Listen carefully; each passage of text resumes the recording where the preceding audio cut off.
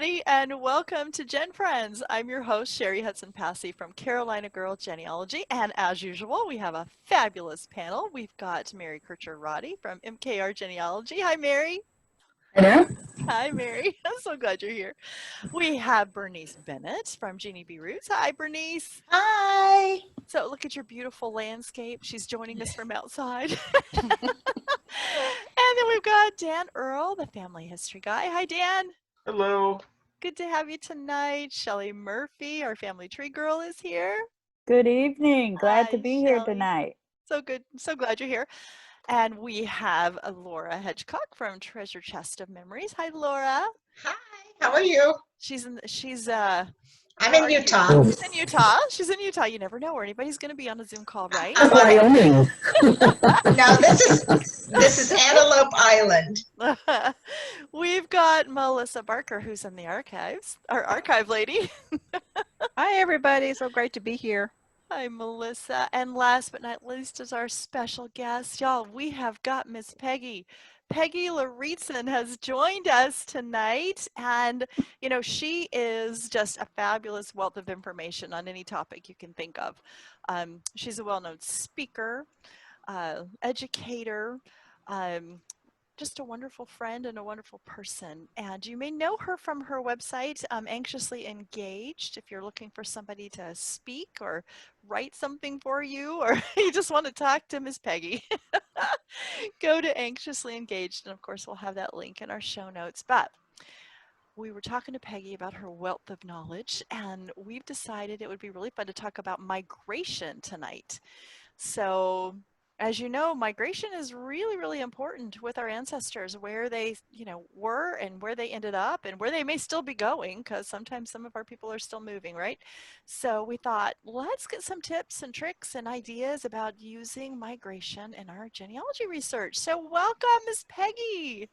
I am more than happy to be here, happier than I should be, but I'm thrilled to death. I really am. We are so glad that you're here.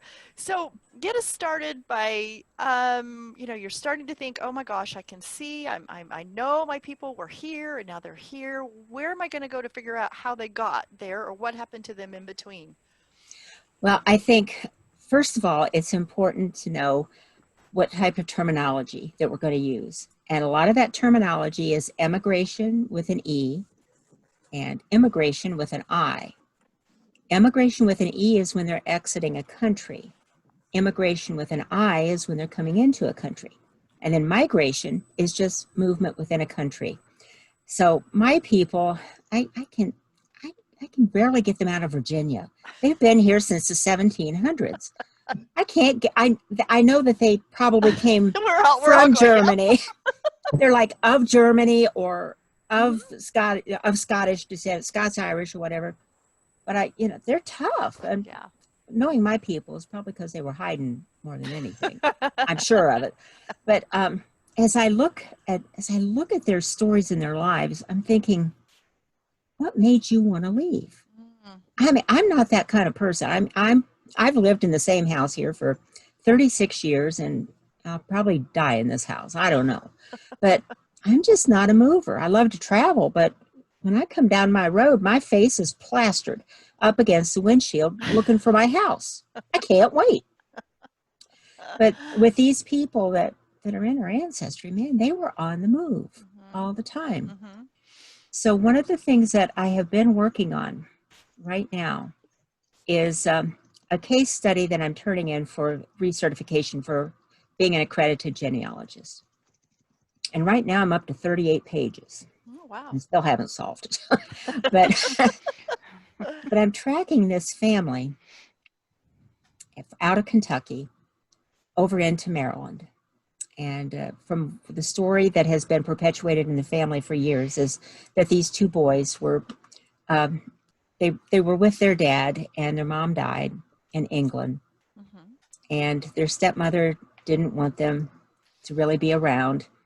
So she put them on a ship and said, let the captain give you a nice tour of the ship. And before they knew it, she had made an arrangement and they were off never to see their homeland again.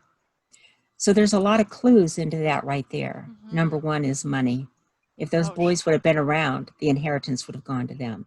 Ah, yes. So what I have so far is that they landed in St. Mary's County, Maryland, and eventually came on over into Fleming County, Kentucky. So I've been backtracking, and I'm like, how did they get, why did they go from one place to the other? What was the draw? Well, I found one of them. What year are we talking? They would have come over, he was born in 1730. So we're talking when they were just probably young boys, maybe 10 to 12 years old or so. So they eventually end up in Kentucky, and I'm thinking, what brought them out of Maryland? They were indentured there for a while. How did they get there? So I began looking, and I began doing some searching around, and I'm thinking, okay, I just got done reading The Pioneers by, oh my gosh, what's his name? The author, what's his name? I'll look at it right here. It's behind my green screen. The Pioneers, David McCullough. It's right there. It is. Just got done reading that about how they had to get rid of some squatters in Ohio. And I thought, I just wonder if anybody in my family was a squatter. And they were. They were squatting on the Ohio side, and they were told to get back over to the Virginia side.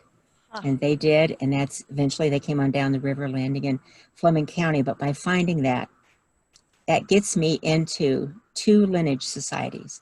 First one is the First Families of Ohio, anything before 1803, and the other one is the Society of the Old Northwest Territory. It puts them here before statehood. It's my only Ohio person. So how did you discover that they were squatters? Because well, they didn't ever own any land, or I thought, how did they stair step, to get to where they were? And usually the big draw is land. And so I began thinking, I just wonder if any of that land or area along the Ohio River, could they possibly, because, and sure enough, in a history of Harrison County, Ohio, which was not in existence at that time, but it talked about them, and it gave a list of all of the people who were listed as squatters in Ohio. Gosh. And there they were, Joseph and John Goddard. Wow. And I'm like, by golly, dang, I'm good. So, yes, you are. How old were they at this point? This would have been about 1785 to 1790 or so. Okay. And they would have been born, they think about 1730s, so they're old enough. so they spent their lives together, their adult lives too. Until Joseph drops off the face of the earth. Of course. And it's been surmised that he might have gotten into trouble and changed his name, but I can't find where that happened. So, I'm looking at this thinking, could that have happened? And there they appear on the list that we're told to get back over to the Virginia side, which would be the West Virginia side as we know it today. So I don't know. I am a map lover, and so is my husband. And I've often said that my daughter asked one time, Mom, what did you and Dad do when you guys used to go on dates? And I said, well, we would get a road atlas and open it up and get down on the floor and dream of all the places we were going to go to. And she said, Mom, nobody goes on a date and does that. And I said, well, we did, and we still would if we could get up off the floor once we're down on it. We can't do that. We have to look at it on the table with trifocals on. But we have always loved that bird's eye view of where our people were. I still love it. Yeah. So something that I have encountered a lot in some of my classes is sometimes people not having a broad enough view of what can happen as people are migrating. And in particular, I was giving a class on, I think it was on canals and rivers and turnpikes in America. And I was particularly talking about travel by canal boat. And I had a map of the Erie Canal and all the little stopping points on there. And as I'm talking about how all these little places where people could get on and off, this one person raised their hand and they said, well, I'm going to tell you right now that the online trees have my ancestor wrong. And I said, okay, you're going to get me started on online trees. So go ahead. And he says, well, I've seen this on lots of online trees, and it's been perpetuated that one of my grandfathers was born in Greece, New York. And I know it didn't happen. They were moving from some place into Northeast Ohio, and they never lived in Greece, New York. I said, so it says he was born there. Yes. And I said, he could have been. Now, there you go. You're just like the online trees. And I said, no, the event happened there. It doesn't mean that they lived there. That's something that we have to keep in mind, whether they're coming up the Rhine River out of Germany, whether they're going from Hull, England across to Liverpool to catch a boat, or whether they're going across the canal and somebody gets married, somebody gets buried, somebody is born. That doesn't mean that they live there. It means that the event took place there. That's a very good point. Very good point. Yes. So when people will say, well, the online trees are wrong, I said, look at what they have and use that as a breadcrumb trail. You be a good enough genealogy that you can flesh it out, and see what is good and reasonable and what isn't. But that I just try to open their minds, like this could have happened there. Sure. Check it out. And in the reverse too, people will say, this said he was born here, but he was never born there, or he lived there for a while, but he wasn't born there. So they say that, but they'll say he's from, say, Indiana. Well, he was there for 10 years after he was born. He was never born there, but they'll say he's from Indiana. So the reverse can happen too. So you've got to be really careful with those kind of things. That's exactly right. So those are the things that, like if I'm teaching classes, that I try to open up that possibility that could be correct, that didn't say they lived there. It said the event took place there. Or like with somebody who ran away to a Gretna Green and got married, they ran away and eloped. And they think, well, they didn't live in that area. Didn't say they lived there. It said they got married there. Exactly. Does Yeah. anybody have any questions? I don't have a question. I actually have a couple things to share. Oh, good. I knew Peggy was coming, so I was looking at a couple of things. Like I said, I'm a very proud descendant of Ohioans. Both sides of my family are from Ohio. But one of my lines that I researched is the Barth family, the B-A-R-T-H, Barth. And they're one of the few lines that I've been able to trace it when they came over. And they came on July the 5th, 1845, on the ship Edgar. They came from, I think it's Havre, H-A-V-R-E, Switzerland, to New York, the port of New York. And then from 1845 to about 1858, they made their way to Wyandotte County, Ohio. And that family, there's one of those families that stayed in a place and then never left.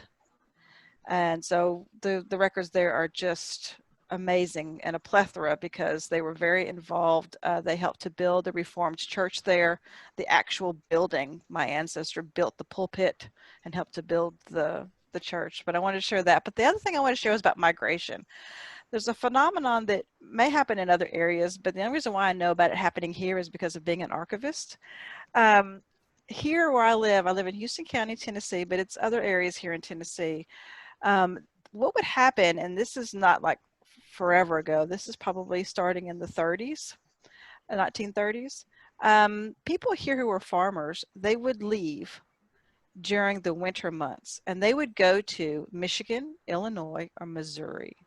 They would work, and then they would come back. They wouldn't sell their farms or anything here. Then they would come back.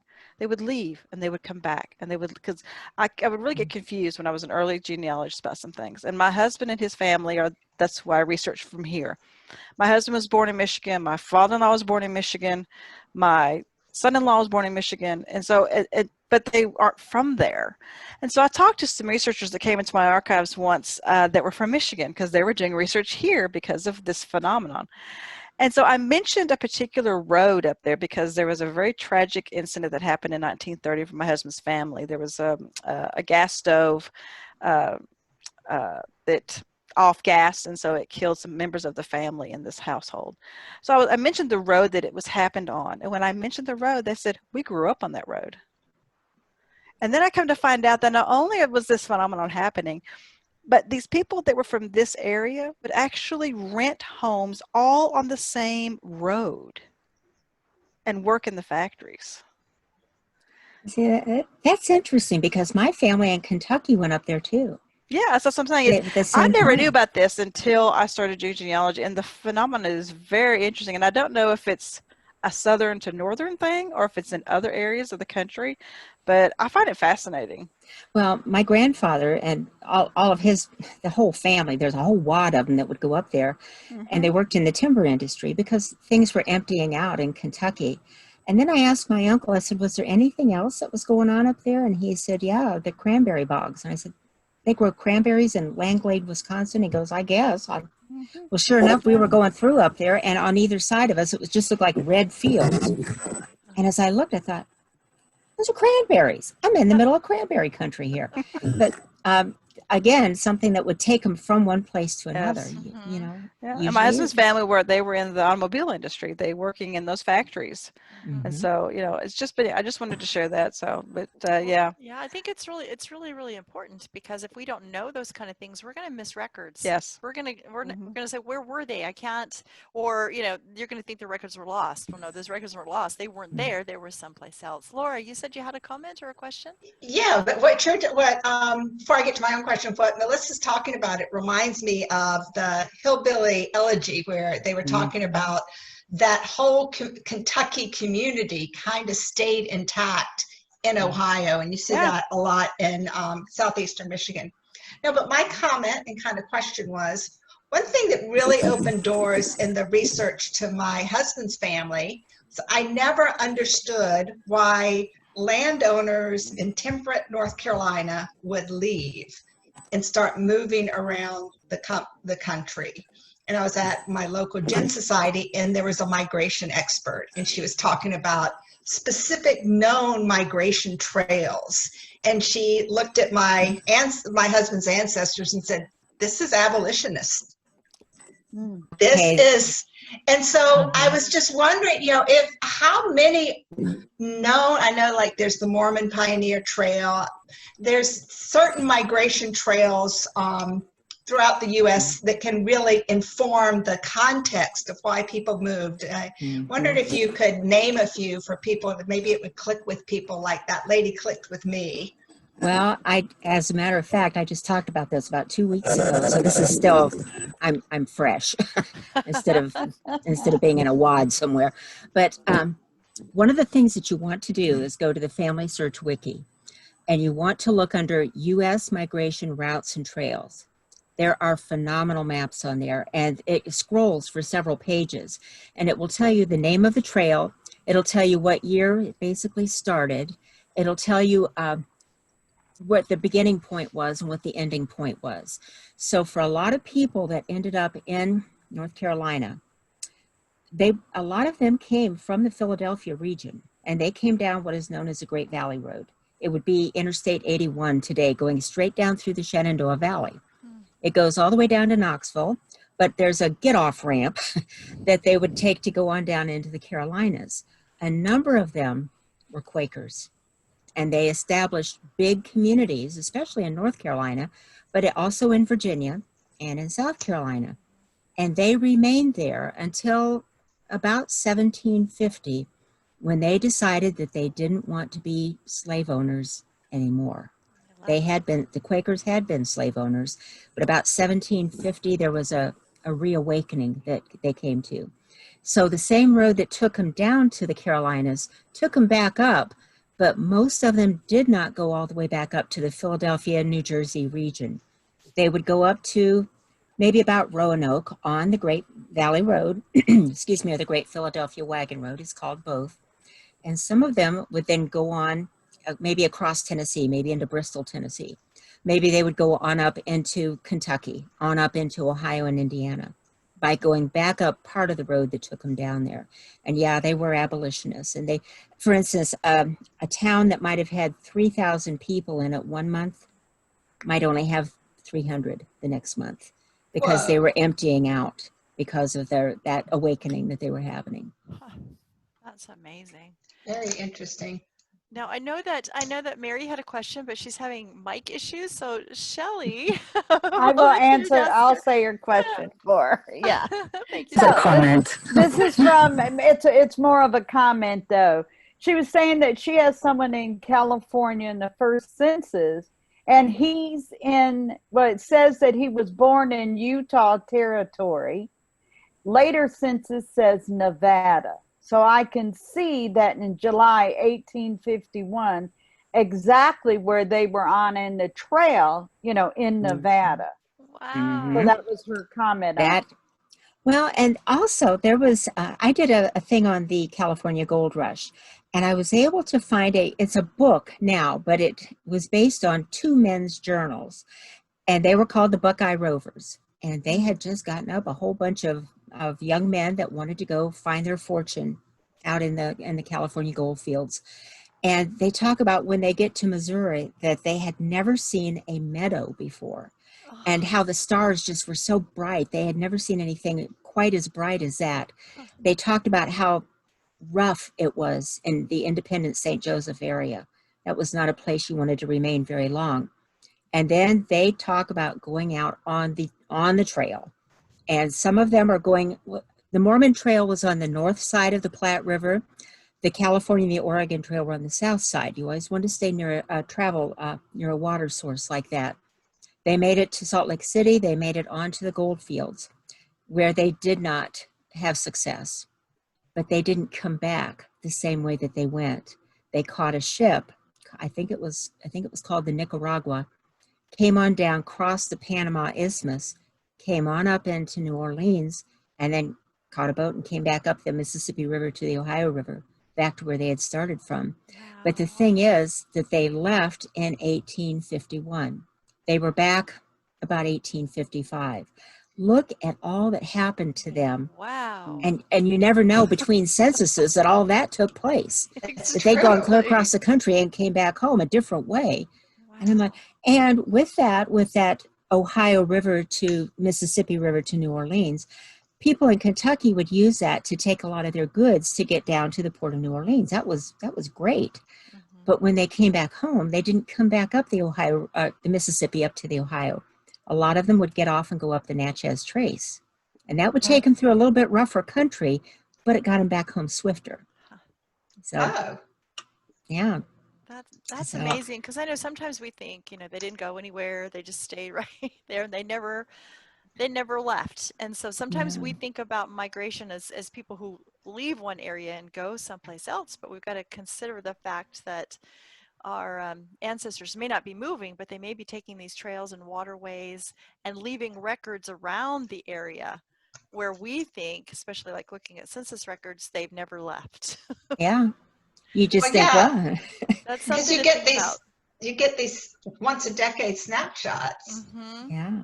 Exactly. But can you imagine? I mean, I know I've done like 14-hour car trips with kids, and everybody was ready to kill each other, and that was 14 hours. Can you imagine all that traveling in 5 years? Oh my gosh, I am such a bad mother, because one day we were just going into town and we had a full-size conversion van, and everybody had gotten into the van, and I got out there, there's like blood on the walls, and I'm like, what happened between the front door and the driveway? Well, I wanted to sit by that window. No, okay.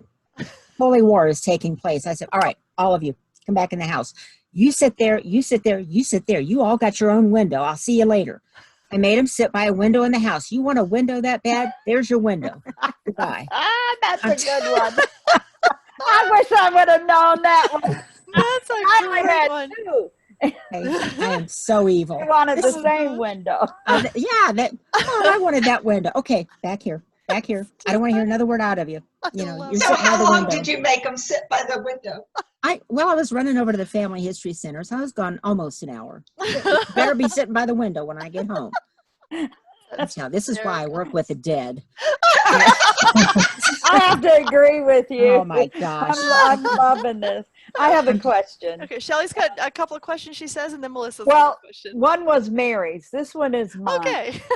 And when you were talking about the immigration, the I and the E, type thing. It's very interesting because a lot of folks I have came in through New York, but it looks like they went to Michigan. So and we have the trail, that they took, and we're living in Syracuse, but that's where they picked up the other parts of the family and came through. So they basically say they started in Syracuse, New York, in that county, Onondaga or whatever I don't know how to pronounce it, but because they root out of Herkimer, and so and then they come down, coming up into Michigan and stuff. But for other people that are listening, the reason we find these babies born in these different states is because it's on these trails that they're following. And you get a baby born in Ohio, you get a baby born in so-and-so. Because I had folks that left right before the Civil War, leaving out of Franklin County, Pennsylvania. They make it to Ohio. They're there for 5 years. And then Michigan opens up, or the territory, and they come up there. But again, 2 babies are born in Ohio, and everybody else, you got 4 babies in Pennsylvania, 2 in Ohio, and the rest, the other 6 are born in Michigan. So, and I think people could actually, there was 12 kids all total, but you could map, you know what I mean? That you're getting a timeline right there, actually where they're at. And I think it's really fascinating. But you mentioned about the Mormon trail, this, that, and the other, because I always look at religion or jobs for reasons to move. And I know the folks that left out of AKA West Virginia now, but it was Virginia at the time, they met people from New York and they homesteaded next to each other in Michigan. So you got New York and you got your Virginia people meeting on the trail. And actually the Virginia people were free colored because it's right after the Civil War. They're meeting people from New York, and until this day now, those 2 families are still next to each other. Oh my gosh. Yeah, it's amazing. Wow. That is And they each, of course, homesteaded. The families had 160 acres, at that time. It's very interesting. Well, and one of the maps that is on the Family Search Wiki is an excellent map of the many trails that go across New York. For instance, there's an area that is it'll have like a brown trail going, and that is the forbidden area. That is Native American land. You don't go around in there. But there's the Genesee Trail, the Mohawk Trail, all of those going across there. Counties, And one of the things that I read about a German immigrant, he had come into New York with his family, went up the Hudson River, caught the Erie Canal there, and went all the way across to Buffalo, went zigzagged all through the Great Lakes until they landed in Milwaukee, where the rest of the family was there waiting for them.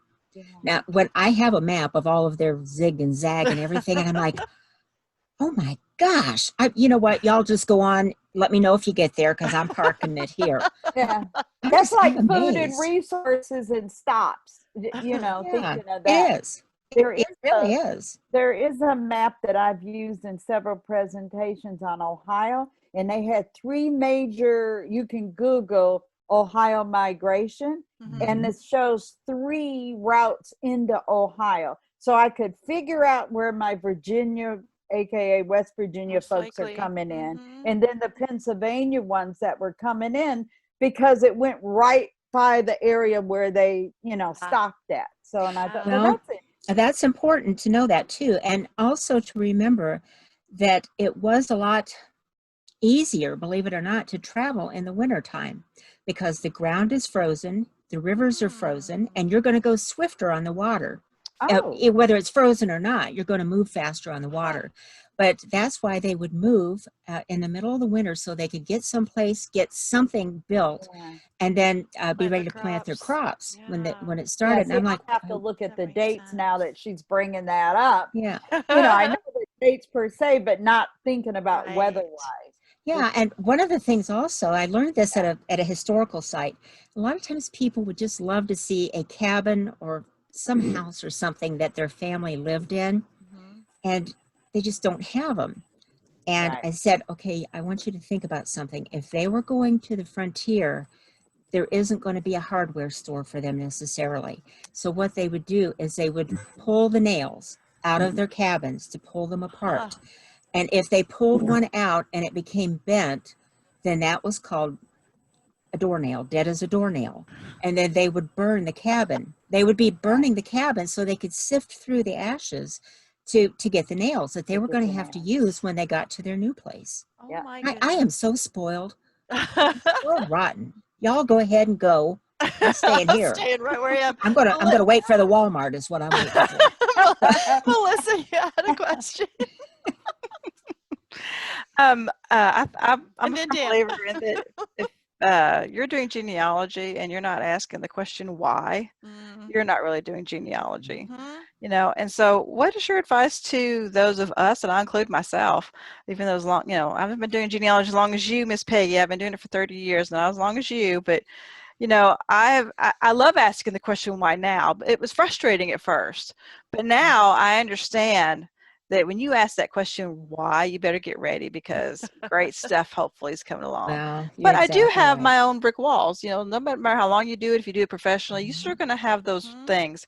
And of course, one of mine is my husband's third great grandfather, Andrew Jackson Barker. And for some reason, he moved from a part of Tennessee to a different part of Tennessee. In 1860, he was in the census, and then all of a sudden he shows up in a different part of Tennessee, enlisting in the Confederate military on December 3rd, 1861. So I still haven't figured out the why of that one. So what's your advice for us that ask why, and you know we're still asking why 30 years later? Hey, let me ask you, what part of Tennessee did he show up in?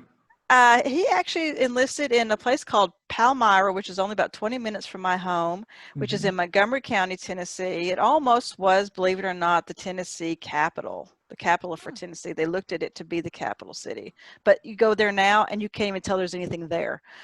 It's a little town called Palmyra, and it's not too far from Fort Donelson. And so, but he came from, and that is like an hour and a half due west of Nashville, but where he was living before that was on the other side of Nashville in Wilson County, Tennessee. And so for some reason he picked up, and I have not ever figured out why. Well, I'm thinking about one that I just saw within the last year or so that went from the east side of Kentucky clear over in the southeast quadrant there, where it's Appalachia there, clear over to the western end. I mean, as far west as you can get. Yeah. And I thought, okay, why did he do that? Who was he running from this time? Well, he wasn't. That part that he had come from in southeastern Kentucky, they were mostly for the Union. But clear across in the Jackson Purchase of Kentucky, that was all Confederate territory, and that's where he ended up. That's been my theory for many years. My theory has been that he was running from the war. He didn't want to have any part of with it. By the time he got to Palmyra, he figured out there's no use, and so he stopped and enlisted. But I can't prove that. There's almost always going to be a push and a pull. Oh yeah. What I do is I do a lot of reading about the social histories and the heritage books, like the mug books. Yes. They may not be exactly accurate, but their histories are pretty good in there. They give you a springboard to go to. I do look at those. And also there is a website that is called ourtimelines.com. And I put a grandmother that ended up in the 1850 census at age 100. She died 2 years later. So what you can do is put in an ancestor's birth year and their death year. And then it will give you a list of all of the things that were going on in the world, in the United States, in their state, everything that was happening to kind of give you an idea. Including inventions. That's what I like about that site. Or the fact that there was a cholera epidemic going on, or that the dollar had, or that North Carolina had become a state during that. And the really interesting thing is to put your own birth year in there and this current year and look at all the stuff that's happened since you've been born. Yeah, that would be interesting. I really like to encourage genealogists as an archivist because, you know, I work on records every day that are not online. They're not microfilmed. They are just coming to light because they've been sitting on a shelf waiting to be processed. I'm working on school records now that are going to be a treasure trove for researchers. So I always encourage people, just wait. It's coming. They're processing them. They're getting them ready. They're going to be discovered in that attic don't give up, you know. That's exactly what I've been looking at the last 2 days of school records in Kentucky. And I can't find who I need, but I'm not done yet. I got 1,006 more pages. Yep. So Dan, did you have a question or comment? Yeah, more of a comment, but one thing to consider too, in terms of push-pull factors when it comes to migration, we mentioned work and other things, but one thing we didn't mention was love. And so I am doing a talk for FGS on mail order brides. And so because that was something I suspected for one of my ancestors. Turns out that wasn't the case, but I still had to do a lot of research on the topic to figure it out. But it's really fun reading personal ads from the 1880s in Western newspapers. So if you had ancestors that all of a sudden are in an area, particularly a woman, that could be that she was answering an ad, especially if she was of spinstress age, which was a lot younger back then than it is today. That she may have said, this is my best hope to answer this want ad, and this was back before they printed pictures in the newspapers, so you get some very interesting descriptions of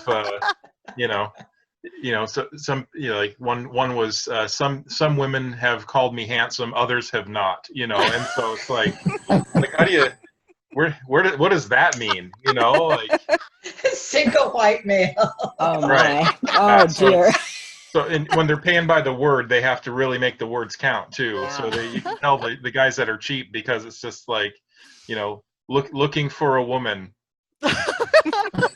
right to this number. It's like, well, that one just reeks of 1880s desperation. So Yeah, but we're oh my seeing that gosh. now. You're seeing that now through the Yeah. different websites and Mhm. the same type thing, because it's by word also.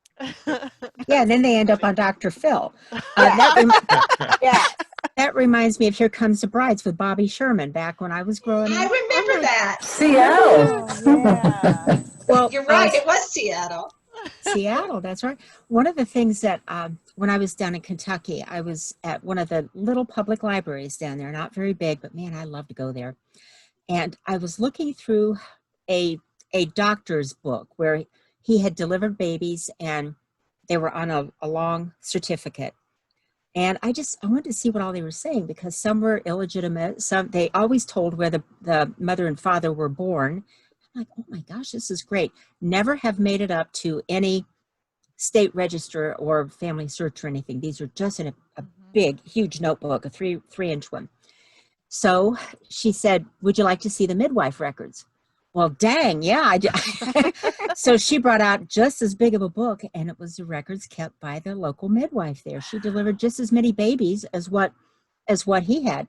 And some of these girls had come from a different area to come there to have their babies because they were not married. But they did name the dad. The other thing that she told me, since this is right on the Ohio River, is that it must have been a Gretna Green, a place to run off to get married. Greenup County. It's in, Greenup is the name of the town. And she said they had bumper boys. And these bumper boys would be down at the docks waiting for the prospective bride and grooms to come down from from Pittsburgh, from Wheeling, or to come up from Louisville. And they would all come there to Greenup County. And they would the bumper boys would be waiting for them to get to the car, and they would ride the bumpers. And they would be saying to the young couple, we've got Presbyterian, we've got Baptist, we got a Justice of the Peace. We'll guide you there. Which way do you want to go? So they would run and get married, and then they'd take them back to the docks, and they'd go back home. So, when people say, well, my family never lived in Greenup County. Nope, they didn't live there. They stopped there for 10 minutes to get married. That's all it took. Absolutely. So again, knowing the history of that county. And the thing is, I didn't know that they did that there. It was because of an older woman who had written a newspaper article about it. Her father had been one of those bumper boys. I get amazed all the time. I can't help myself. I look at that and I'm like, there is so much to learn out there, to help her understand why our families did what they did. Oh, I'm amazed at it. But like I said, I'm not the kind of a person that would venture too far. we have come back from Washington, D.C. on Interstate 68. And we have seen mountain ranges that go from as far as you can see to the south all the way to the north. I would look at that and I'd say to Cheri, I said, well, there's no way to get through. If I were in a covered wagon, I would think, there's no way to get through. We may as well just go back. But they found a way to get through. Mm-hmm. There was an account that somebody kept here in Ohio that as they were coming into Ohio on a highway, he said that every night he had to stop and bind up his ankles because when he rode his horse, they scraped up against the trees. That was their highway. And because the horse is round-bellied and his legs would be sticking out, every night he would have bloody ankles. That's before it became wide enough for 2 horses or maybe 1 wagon. Another man said that when he was moving into the western part of Ohio, they got there in the springtime and he and his son walked the land. And if you go to that area now, you see acres and acres of soybeans and then a little clump of trees and then acres of corn and a little clump of trees. When he got there, he and his son walked the land. There was no place that he could not stretch out his arms and touch a tree. That's how thickly forested that the land that they came to was. Wow. I can imagine that. Huh. Does anybody else have a question? I do. Or comment? Yeah. I was raising my hand with they never left Virginia, and I suspect some of the marriages were like the next farm over, far from the mail order.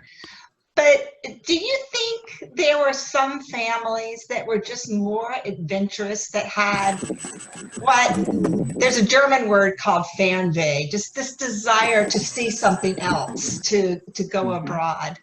Do you think there are family lines that were just less homebodied? Yeah. Or do you think it was all circumstances? Well, I think some people just have wanderlust. My daughter has wanderlust. I think Pa Ingalls in the Little House series, he had wanderlust because he was always saying, well, if we just move over to this county, everything will be so much better. The crops will be better, the soil is better. If we just move over there. So they were always on the move. They're just I think following the money.